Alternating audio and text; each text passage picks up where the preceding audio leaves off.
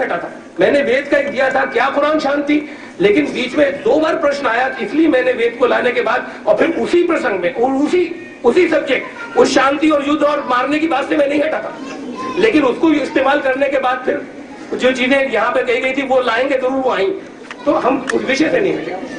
और मैं किसी चीज से नहीं भाग रहा, जो आप कह दीजिए ये विषय रहेगा, हम उस पर बात करेंगे। भाग जाए तो, अगर भाग गए उससे तो मैं मानना छोड़ दूंगा इसे, इसलिए कि और मैंने बहुत सी चीजें छोड़ी हैं आज तक, जो मैं पैदा हुआ था मुझे जो बताई गई थी वो बदल गई, वो अब वो नहीं है, इसलिए कि जो कुछ मान रहे थे उसमें कुछ गलतियां थी, अगर समझ में आ गया गलतियां थी तो छोड़ दी गई।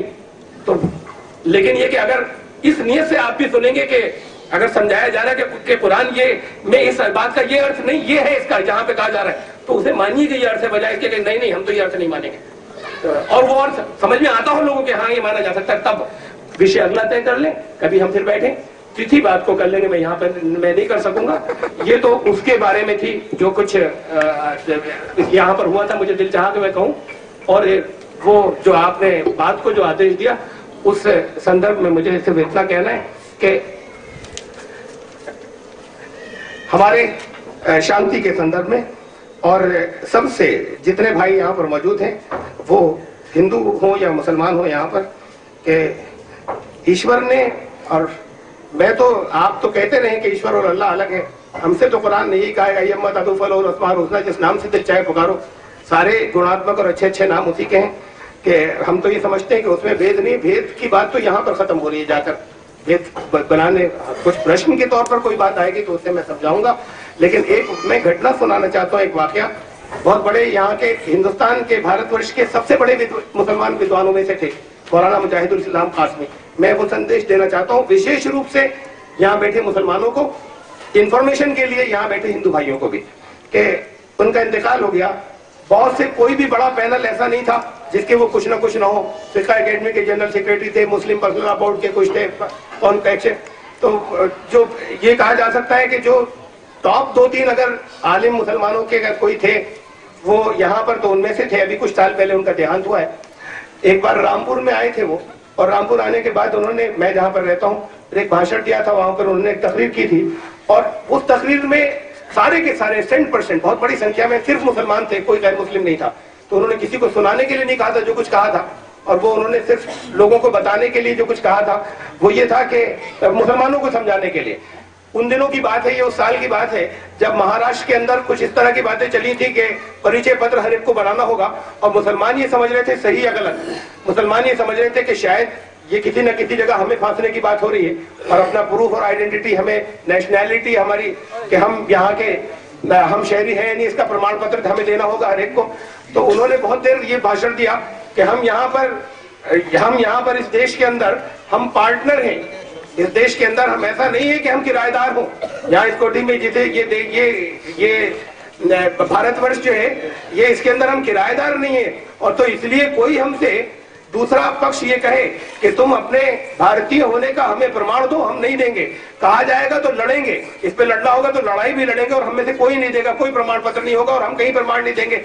ये बात बहुत देर तक कही उन्होंने, लोगों ने बहुत तालियां बजाई, मुसलमानों ने जब बहुत तालियां बजा चुके तो फिर उसके बाद कहने लगे, लेकिन एक बात याद रहे कि अगर आपकी ये भावनाएं हैं, अगर आप ये कहते हैं कि हम यहाँ पार्टनर हैं, हम किराएदार नहीं है, तो फिर पार्टनर की और मालिक की भावनाएं तो ये होती हैं कि ये भावनाएं होनी चाहिए कि फिर हम अपनी इमारत का और अपनी बिल्डिंग का कोई कोना भी नहीं छड़ने देंगे, और अगर ये भावनाएं नहीं तो फिर किराएदार ही।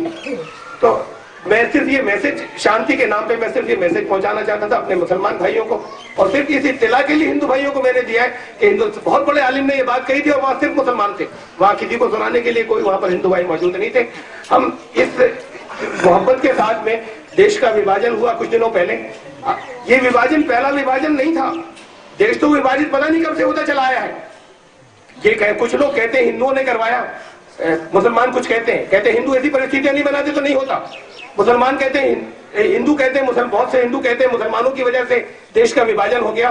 कुछ लोग ये कहते हैं नहीं, ना मुसलमानों के कारण हुआ ना हिंदुओं की वजह से, ये तो उनकी वजह से हुआ कि उन्होंने डिवाइड एंड रूल, वो जो ब्रिटिशर थे उनकी वजह से हुआ, उन्होंने लड़ा दिया।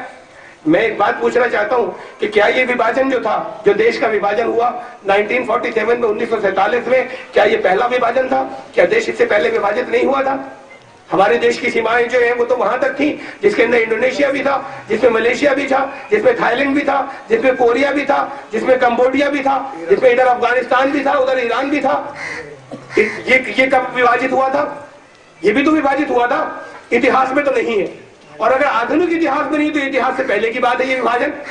उस वक्त मुसलमान तो नहीं थे इतिहास से पहले। फिर ये विभाजन के जिम्मेदार कौन थे? अगर इस विभाजन के जिम्मेदार मुसलमान थे या कोई या वो थे, उस वक्त तो ब्रिटिशर इतने छाए हुए नहीं थे कि वो आके डिवाइड एंड रूल कर लेते। फिर विभाजन कैसे हो गया? कब इंडोनेशिया अलग हुआ, कैसे कोरिया अलग हुआ, कैसे कंबोडिया अलग हुआ? ये कौन था? तब तो सिर्फ हिंदू थे। तो फिर हिंदुओं के लड़ने की वजह से विभाजन हुआ? विभाजन किसी की वजह से नहीं होता, न हिंदू।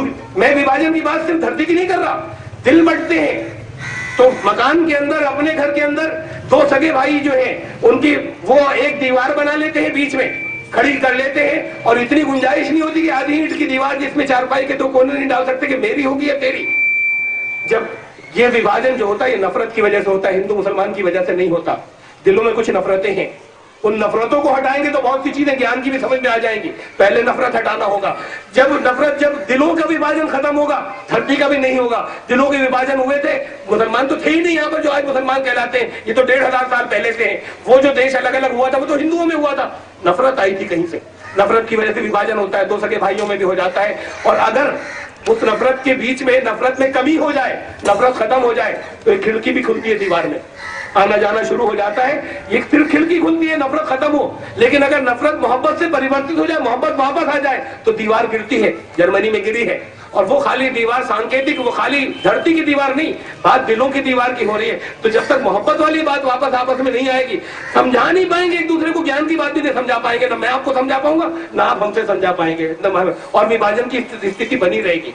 पहली बार ये हम आपस में मोहब्बत के साथ में करें, जो कुछ भी बात करें आगे बैठे, एक दूसरे के दोस्त बन जाते रहे।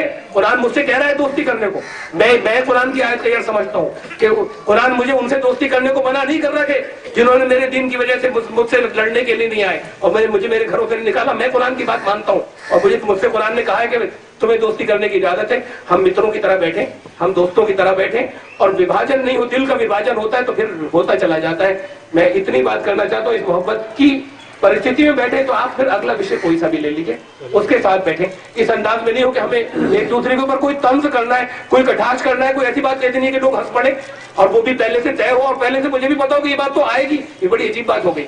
तो इसलिए, और मैं जवाब दे सकता हूँ, लेकिन मैंने इसलिए कहा कि मुझे वो उसके अंदर कोई भावना ऐसी महसूस हुई, इसलिए मैंने कह दिया ये बात। फिर हम कभी बैठे, जब कभी भी मैं चाहता हूं कि आइंदा इससे अच्छी परिस्थितियों में आपस में मिले और मोहब्बत के साथ में मिले।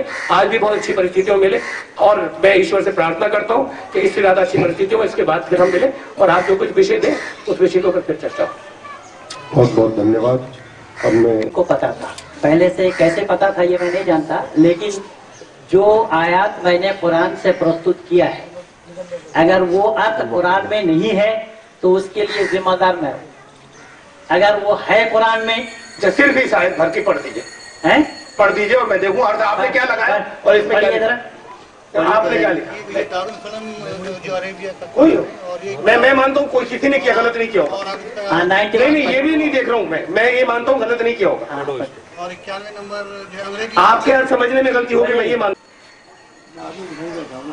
And she who guarded her chastity, Virgin Maryam Mary, we breathed into the sleeve of her shirt or garment. ये ब्रैकेट लगाए हैं इन्होंने, गलत लगाए हैं। क्यों लगाया मुझे नहीं मालूम। और स्लीव नहीं, स्लीव किसे कहते हैं मुझे नहीं मालूम। अच्छा छोड़ दीजिए, आप छोड़ दीजिए। अच्छा, आदम के लिए क्या हुआ? ये ब्रैकेट लगाए हैं इन्होंने, ये उसका अर्थ नहीं है। और आदम के लिए शब्द आए, वनफख्त फीह मिन रूही।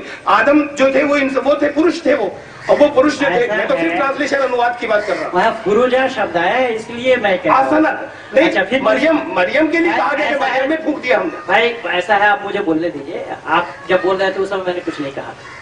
ऐसा है, मैंने जो कुछ भी कहा अब तक सब कुरान से ही कहा है। कुरान से बाहर एक भी शब्द मैंने प्रमाण के लिए नहीं कहा।